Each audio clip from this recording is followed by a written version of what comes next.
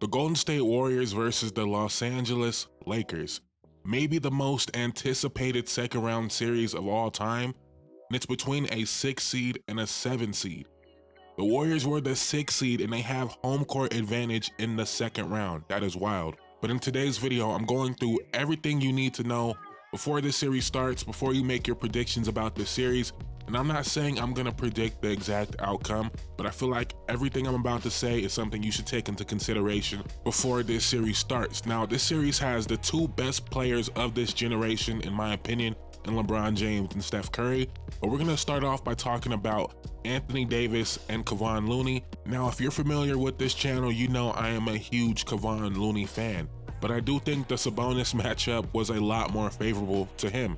And one thing that can really change the series is Anthony Davis hitting his mid-range jumper, something we haven't really seen from him the last 2 years, but I think that's going to be imperative if the Lakers want to win this series. Especially if the Lakers continue to start Jared Vanderbilt, Anthony Davis even being willing to take that mid-range jumper will pull Kevon Looney out just a little bit. When he was playing against Sabonis, Looney did not even have to come out to contest that jumper. But if Anthony Davis can make a couple of those jumpers early on and bring Kevon Looney out of the paint, that's going to open up offensive rebound opportunities for LeBron, for Vanderbilt, even for someone like Troy Brown Jr. And I don't have a ton of faith in Anthony Davis being able to hit these jumpers, but if he does, he's going to have a real advantage of Kevon Looney having to come out and contest, opening driving lanes for Anthony Davis, because Kevon Looney, as good as he is, he does not have the foot speed to close out to Anthony Davis and prevent him from getting to the rim. So if AD hits a couple jumpers early in this series, it really might change the whole complexion for the Warriors defense. Because if AD plays the way he played against the Memphis Grizzlies, I'm not saying the Lakers can't win the series, but that would probably require a huge series from D'Lo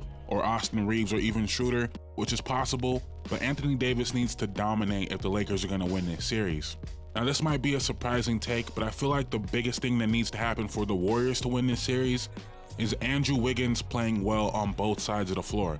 And not just playing well, particularly hitting threes. The way I think the Lakers are going to play this is they're either going to have LeBron James guarding Wiggins so he can rest on Wiggins, or they're going to have D'Angelo Russell guarding Wiggins so he can hide on Wiggins. And Wiggins cannot let that happen. If it's LeBron James guarding him, we know LeBron James is going to take every opportunity he can to rest on defense, as he should. But Wiggins has to make him pay, really, by knocking down those corner three-point opportunities, by cutting off ball, being a beast on the offensive glass as we've seen him do in the past. He has to remain active and make LeBron expend energy on the defensive side of the ball. And we've seen in the Sacramento series that the Kings a lot of times tried to put De'Aaron Fox on Wiggins, and Wiggins a lot of times made him pay by going into the post, and he has to do the same thing to D'Angelo Russell or Austin Reeves or Dennis Schroeder.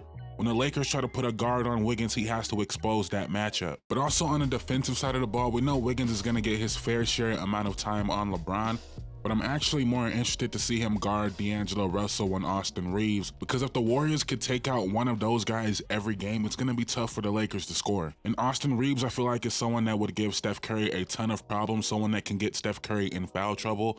So if Wiggins can eliminate Austin Reeves for a couple games, I really like the Warriors' chances in this series. And between GP2 and Dante DiVincenzo, the Warriors actually have some very good defensive guards. But unlike the Sacramento series where those guys had places to be on the court, where it was important to have them out there against Fox and Monk, those guys against LeBron James is not going to work out. So I feel like we're not going to get that much GP2 or Dante in this series. And that's going to leave Andrew Wiggins and probably Steph Curry to defend the guards on the Lakers. Which brings me to LeBron James. Yes, 4 minutes in, that brings me to LeBron James and how I actually feel like the Warriors match up pretty well with this version of LeBron James. They don't have prime Andre Iguodala, they don't have Kevin Durant, but Klay Thompson at this point of his career is actually better at guarding them bigger, stronger forwards, and I think he's probably going to do a decent job of not being moved by LeBron James.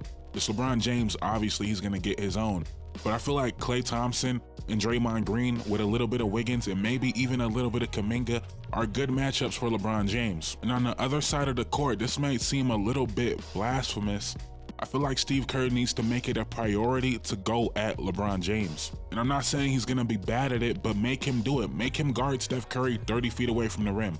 Make him chase Klay Thompson around screens. Also, you want to bring him away from the rim. He's actually one of the better rim protectors on this Lakers team. He's obviously one of the better rebounders they have on the team, so just bringing him away from the basket I think helps out the Warriors in a lot of ways. And I'm not sure LeBron James at this age and this state can keep up with Jordan Poole or Steph Curry out on the perimeter. I'm not sure.